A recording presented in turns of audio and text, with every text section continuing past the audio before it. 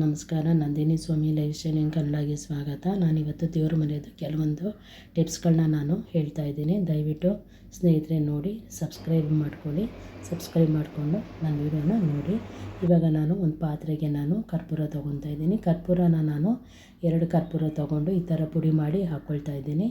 ಈ ಥರ ನಾವು ಡೈಲಿ ಇದನ್ನೇ ಹಾಕ್ಕೊಂಡು ನೆಲ ಒರೆಸ್ಬೇಕಾಗುತ್ತೆ. ಅದು ದೇವ್ರ ಮನೆ ನೆಲನ ಈ ಥರ ಒರೆಸಿದ್ರೆ ತುಂಬ ಒಳ್ಳೆಯದು. ಅದಕ್ಕೋಸ್ಕರ ನಾನು ಹೇಳ್ತಾ ಇದ್ದೀನಿ. ಒಂದು ಕರ್ಪೂರ ಆದರೂ ಸಾಕು. ಒಂದು ಕರ್ಪೂರ ಮತ್ತು ರೋಸ್ ವಾಟರ್ ಇಲ್ಲ ಅಂದರೆ ಪರವಾಗಿಲ್ಲ, ಬರೀ ನೀರು ಮಾತ್ರ ಹಾಕ್ಕೊಂಡು ಮತ್ತು ಕರ್ಪೂರ ಮತ್ತು ಸ್ವಲ್ಪ ಒಂದು ಚಿಟಿಕೆಯಷ್ಟು ಅರಿಶಿನ ಹಾಕ್ಕೊಂಡು ದೇವ್ರ ಮನೆ ನೆಲನ ಮತ್ತು ಸ್ಟೆಪ್ಸ್ನ ಒರೆಸ್ಕೋಬೇಕಾಗುತ್ತೆ. ಈ ಥರ ಒರೆಸೋದ್ರಿಂದ ತುಂಬ ಒಳ್ಳೆಯದು. ನೆಗೆಟಿವ್ ಎನರ್ಜಿ ಎಲ್ಲ ಹೋಗಿ ಪಾಸಿಟಿವ್ ಎನರ್ಜಿ ಬರುತ್ತೆ. ಅದಕ್ಕೋಸ್ಕರ ನೆಲ ಒರೆಸ್ಕೋಬೇಕಾಗುತ್ತೆ. ಮತ್ತು ಒಂದು ಬೌಲ್ನಲ್ಲಿ ನಾನು ಗಂಧದ ಮಾತ್ರೆ ಹಾಕ್ಕೊಂಡಿದ್ದೀನಿ. ಮಾತ್ರೆ ಇಲ್ಲಾಂದರೆ ಗಂಧದ ಪೌಡರ್ ಬರುತ್ತಲ್ಲ, ಅದನ್ನಾದ್ರೂ ಸರಿ ಯೂಸ್ ಮಾಡ್ಬೋದು. ಅದ್ರ ಜೊತೆಗೆ ಜವೇದಿ ಪೌಡರು ಮತ್ತು ಸ್ವಲ್ಪ ಅರಿಶಿನ ಮಿಕ್ಸ್ ಮಾಡಿಕೊಂಡು ದೇವ್ರುಗಳಿಗೆ ಫೋಟೋಗೆ ಹಚ್ಚೋದ್ರಿಂದ ತುಂಬ ಒಳ್ಳೆಯದು. ಈ 3 ಜೊತೆ ಬೇಕಾದ್ರೆ ಕರ್ಪೂರನೂ ಬೇಕಾದ್ರೆ ಮಿಕ್ಸ್ ಮಾಡ್ಕೋಬೋದು.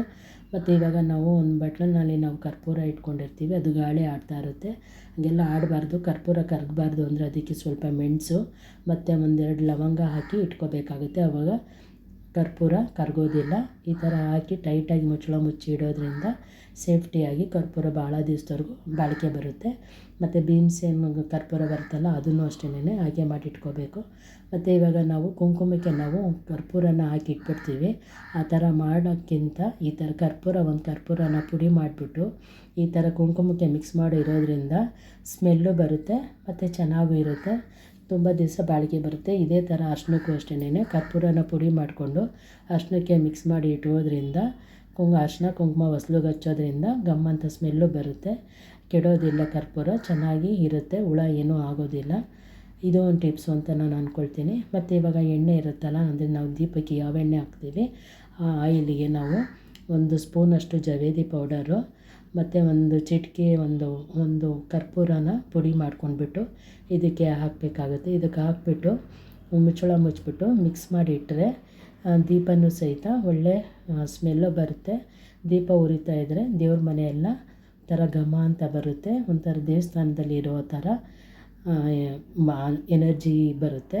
ಅದಕ್ಕೋಸ್ಕರ ಈ ಥರ ಮಿಕ್ಸ್ ಮಾಡಿ ಈ ಥರ ಶೇಕ್ ಮಾಡಿ ಇಟ್ಬಿಟ್ರೆ ಇದು ಸಹಿತ ಚೆನ್ನಾಗಿ ಇರುತ್ತೆ, ಪಾಸಿಟಿವ್ ಎನರ್ಜಿ ಬರುತ್ತೆ. ಮತ್ತು ಇದಾದಮೇಲೆ ನಾನು ಈಗ ಅರಿಶಿನ ಬರುತ್ತಲ್ಲ, ಅರಿಶಿನಕ್ಕೆ ನಾವು ಜವೇದಿ ಪೌಡರ್ ಅಂದರೆ ದೇವ್ರಿಗೆಲ್ಲ ಅರಿಶಿನ ಕುಂಕುಮ ಹಚ್ಚುತ್ತೀವಲ್ಲ, ಅದಕ್ಕೆ ಮಾತ್ರ ನಾವು ಈ ಥರ ಅರಿಶಿನಕ್ಕೆ ನಾವು ಜವೇದಿ ಪೌಡರ್ ಮಿಕ್ಸ್ ಮಾಡಿಬಿಟ್ಟು ಒಂದು ಬಟ್ಲಲ್ಲಿ ಇಟ್ಬಿಟ್ಟು ದೇವರಿಗೆ ಹಚ್ಚೋದ್ರಿಂದ ಇದೇ ಥರನೇ ಚೆನ್ನಾಗಿ ಇರುತ್ತೆ.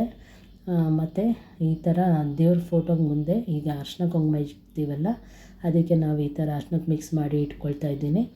ಇದು ಸಹಿತ ಯೂಸ್ ಮಾಡ್ಕೋಬೋದು ಅಂತ ಅಂದ್ಕೊಳ್ತಾ ಇದ್ದೀನಿ.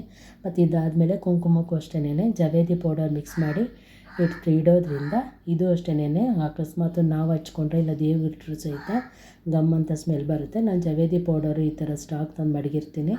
ತುಂಬ ಚೆನ್ನಾಗೂ ಇರುತ್ತೆ, ಸ್ಮೆಲ್ಲು ಬರುತ್ತೆ, ಪಾಸಿಟಿವ್ ಎನರ್ಜಿ ತಾನೇ ಬರುತ್ತೆ. ಅದಕ್ಕೋಸ್ಕರ ನಾವು ಈ ಥರ ಟಿಪ್ಸ್ ಎಲ್ಲ ಮಾಡೋದ್ರಿಂದ ತುಂಬ ಒಳ್ಳೆಯದಾಗುತ್ತೆ ಅಂತ ನಾನು ಭಾವಿಸ್ತೀನಿ. ನಿಮಗೂ ಇಷ್ಟ ಆದರೆ ದಯವಿಟ್ಟು ನೀವು ಮಾಡ್ಕೊಳ್ಳಿ, ನಿಮಗೂ ಗೊತ್ತಾಗುತ್ತೆ ಯಾವ ಥರ ಆಗುತ್ತೆ ಅಂತ. ಮತ್ತು ದೇವ್ರ ಮನೆ ನೆಲನ ದಯವಿಟ್ಟು ದಿವಸನೂ ಸಹಿತ ಅರಿಶಿನ ನೀರು ಹಾಕಿ ಒರೆಸಿದ್ರೆ ತುಂಬ ಒಳ್ಳೆಯದು. ಮತ್ತು ಈ ಥರ ದೇವ್ರ ಮನೆ ಸ್ಟೆಪ್ ಮೇಲೆಲ್ಲ ಅರಿಶಿನ ಕುಂಕುಮ ಏನಾದ್ರು ಚೆಲ್ಲಿದರೆ ಈ ಥರ ಟಿಶ್ಯೂ ಪೇಪರು ಇಲ್ಲಾಂತಂದರೆ ನ್ಯೂಸ್ ಪೇಪರ್ ಬರುತ್ತಲ್ಲ, ಅದಾದರೂ ಸರಿ ಈ ಥರ ಒರೆಸ್ಕೊಂಡು ಇಟ್ಕೊಳ್ಳೋದ್ರಿಂದ ತುಂಬ ನೀಟಾಗಿ ಆಗುತ್ತೆ. ಬಟ್ಟೆ ಎಲ್ಲ ಅರಿಶಿನ ಆಗಿ ತೊಳಿಬೇಕು ಅನ್ನೋಷ್ಟು ಏನೂ ಇರೋದಿಲ್ಲ.